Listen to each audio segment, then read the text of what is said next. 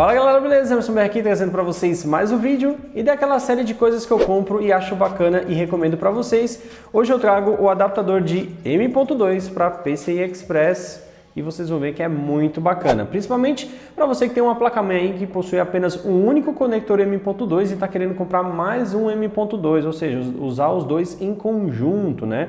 Até porque o M.2 aí vai substituir tranquilamente o padrão SATA, né? Até porque ele atinge velocidades muito rápidas, né? E a ideia sempre foi essa, ter um M.2 de maior capacidade utilizado em conjunto com o meu de 1 TB que eu já tinha. Então minha placa-mãe do meu PC principal, ela só tem uma única conexão M.2, então isso não seria possível, né, utilizar outro M.2 se não fosse esse tipo de adaptador. E eu posso dizer para vocês que esse adaptador aqui ele funciona em qualquer PC, né? Eu vou fazer alguns testes aqui em vídeo para vocês verem também, de repente você consegue aí se familiarizar com a máquina que você já tem. Então, esse carinha aqui no caso, ele é o PCI Express 4X, e o padrão dele é o padrão ATX, né? Já que ele encaixa com esse espelho bem grandão. Esse daqui ele também veio com o espelho pequeno, então para você que tem aquele computadorzinho pequeno, tinha acho que o Dell Optiplex, se eu não me engano, que ele é bem menorzinho, que eu acho que é 7 centímetros o tamanho máximo, né, do espelho, ele também vem com o espelhinho para você trocar e aí você consegue utilizar nessas maquininhas pequenas também. Então o PCB dele, que preto, né, todo preto, tem uma única conexão M.2 e nada demais. Beleza? Agora tem um outro modelo, que é esse modelo aqui, que é o padrão PCI Express 16X, então ele, né, é um grandão, PCIzão grandão. Aí tem essa partezinha aqui de trás que serve para travar no slot PCI Express, assim como tem nas placas de vídeo, por exemplo.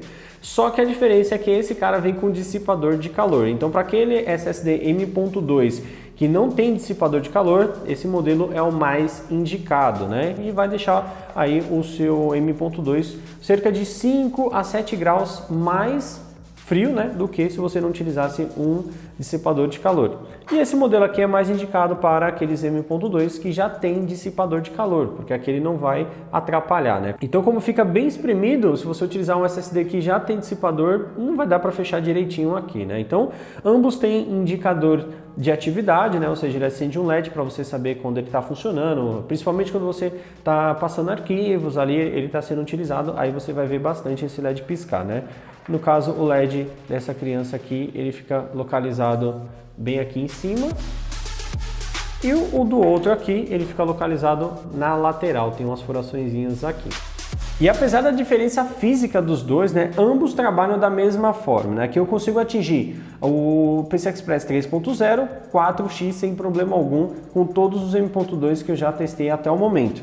E é claro que a velocidade deles vai depender do seu SSD M.2 e eles conseguem aí pegar toda a potência do seu M.2. Então se ele transfere dados ali a 3.500 MB por segundo, vai transferir a 3.500 MB por segundo.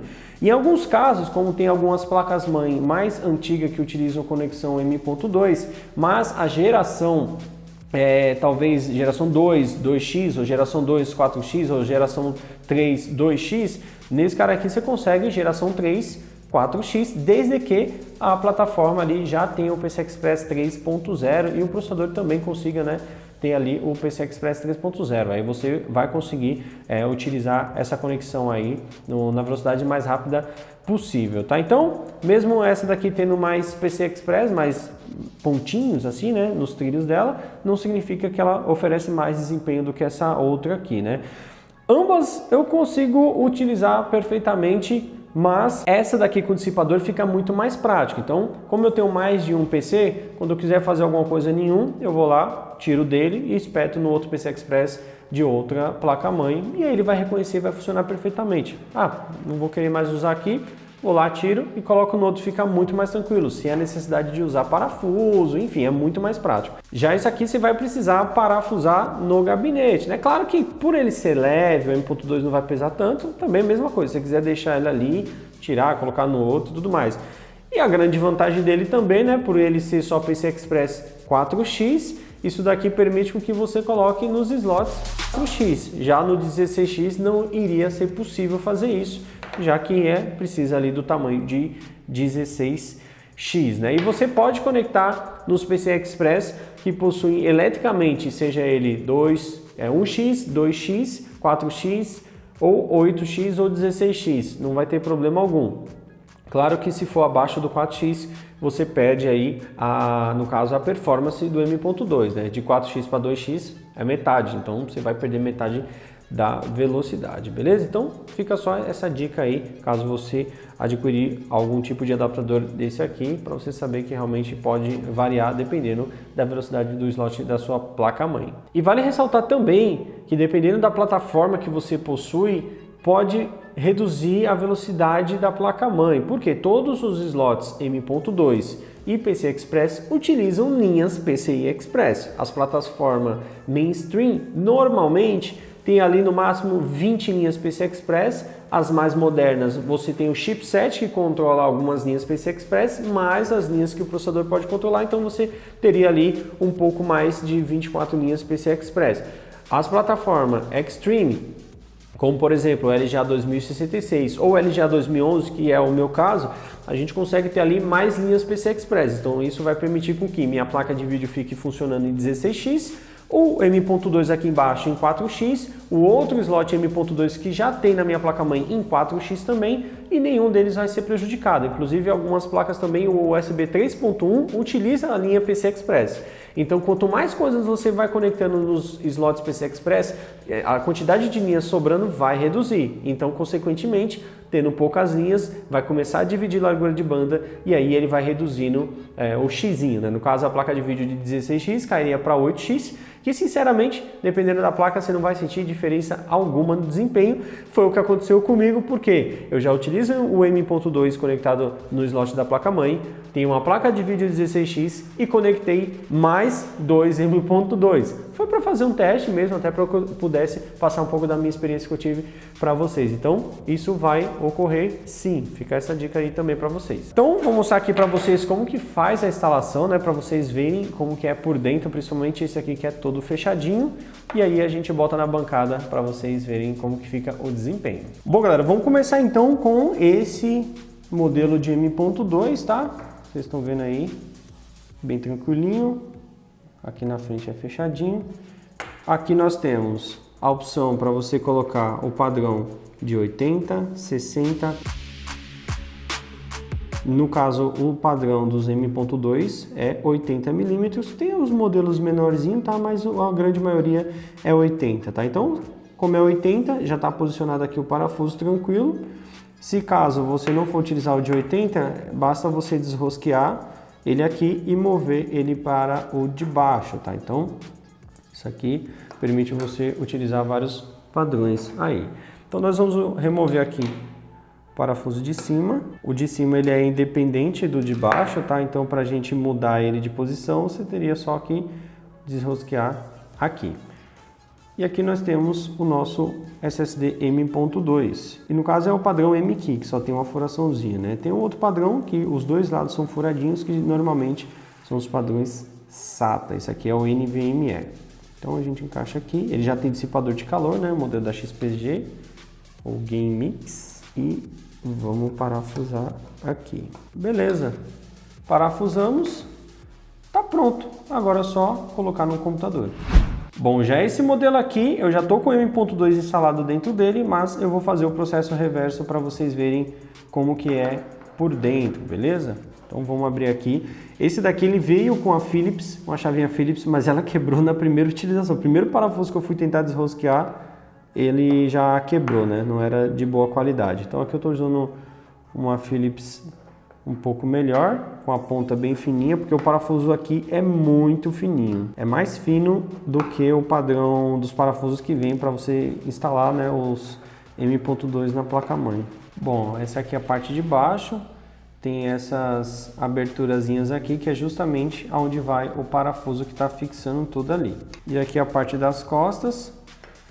Então nós temos o thermal pad, que transfere o calor do M.2 para o dissipadorzinho aqui, que no caso é de alumínio. E aqui eu tenho o meu 960 Pro de 512. Vou remover aqui o parafuso. É bem diferentezinho aqui o suportezinho que prende o M.2. Então aqui tirei o meu M.2 e internamente ele é assim. Então é muito parecido com o outro, também é possível mudar, né, o padrão, o tamanho, né? O padrão do meu é 80, então ele fica aqui, perfeito? Então vamos conectar novamente. Bom, aqui não tem como errar, né, porque o suporte ele já tem uma parte meio que elevada aqui e na outra nós temos uma furaçãozinha, então ele encaixa perfeitamente. Lembrando que sempre o thermal pad tem que estar voltado para a face de cima do M.2 para que ele consiga transferir o calor de maneira eficiente. Bom, os dois montadinhos, agora chegou a hora de testarmos eles. Bora colocar na máquina.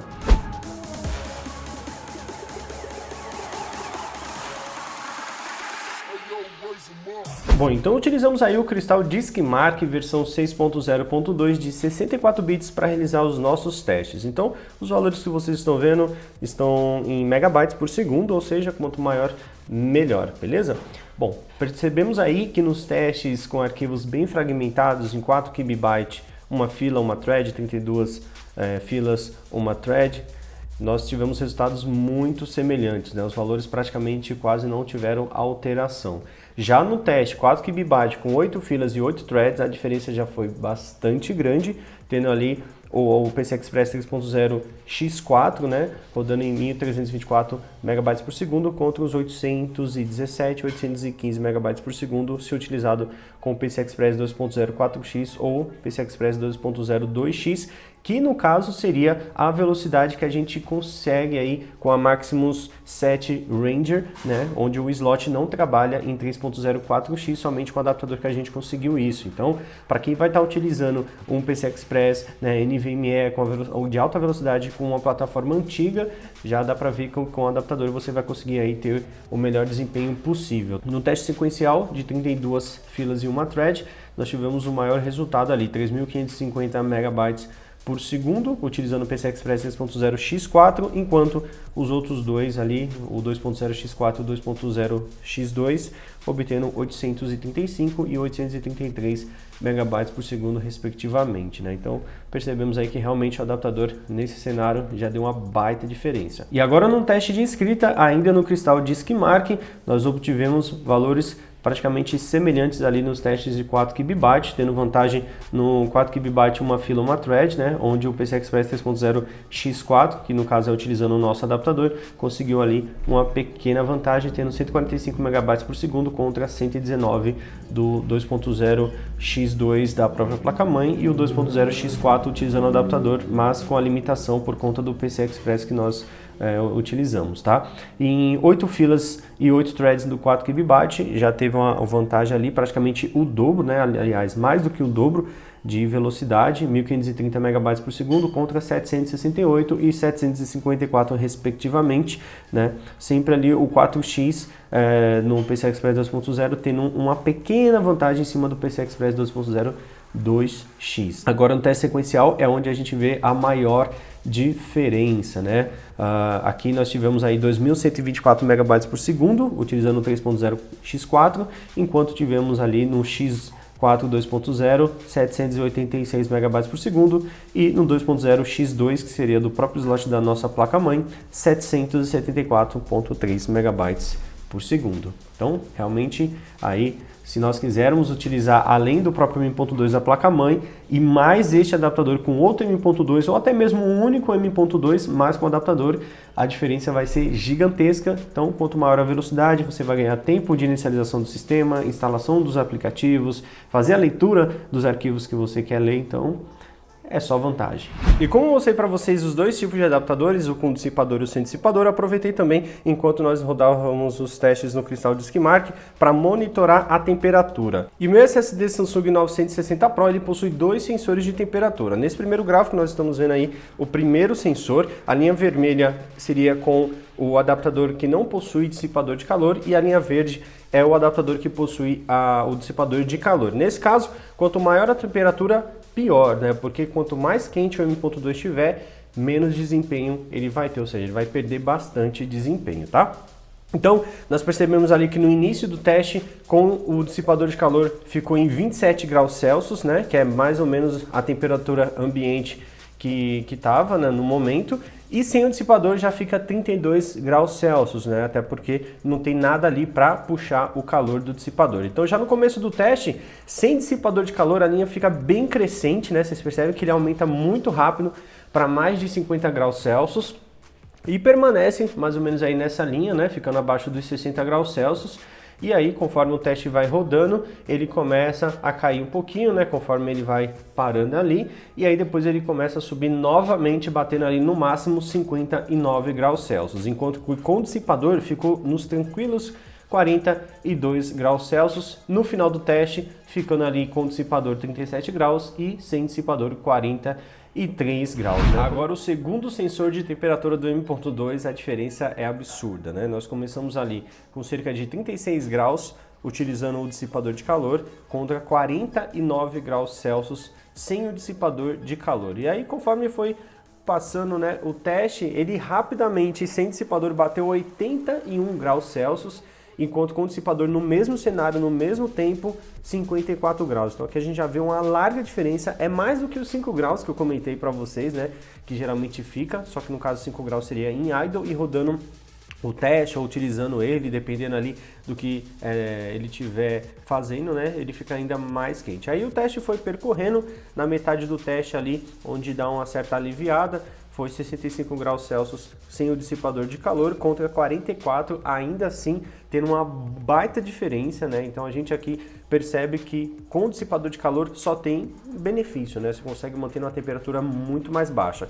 E agora no pior cenário, né? Bateu incríveis 99 graus Celsius contra 65 no mesmo cenário, né? Aqui realmente com 99 graus Celsius o M.2 está tão quente, mas tão quente, que ele vai começar a perder desempenho, reduzindo aí a sua performance, né? Ou seja, os 3.200, 3.500 prometidos, acaba reduzindo bastante aí essa velocidade, o que é algo ruim, tá? E no final do teste tivemos ali 64 graus Celsius sem o dissipador contra 46 graus Celsius, ou seja, nossa linha verde com o dissipador de calor ficou ali o tempo inteiro numa temperatura bem tranquila, né? No máximo 65 graus. No mesmo cenário, o outro ficou 99. Bom, galera, então o vídeo foi esse. Eu espero que vocês tenham gostado dessa dica. Pelo menos para mim tem facilitado muito o meu trabalho aqui, né? Consigo utilizar aí vários M.2 em uma única máquina ou dividir eles, uma hora usar nenhum, depois usar no outro, depende muito do que eu estiver fazendo ou testando, né? Então, para mim está facilitando bastante aqui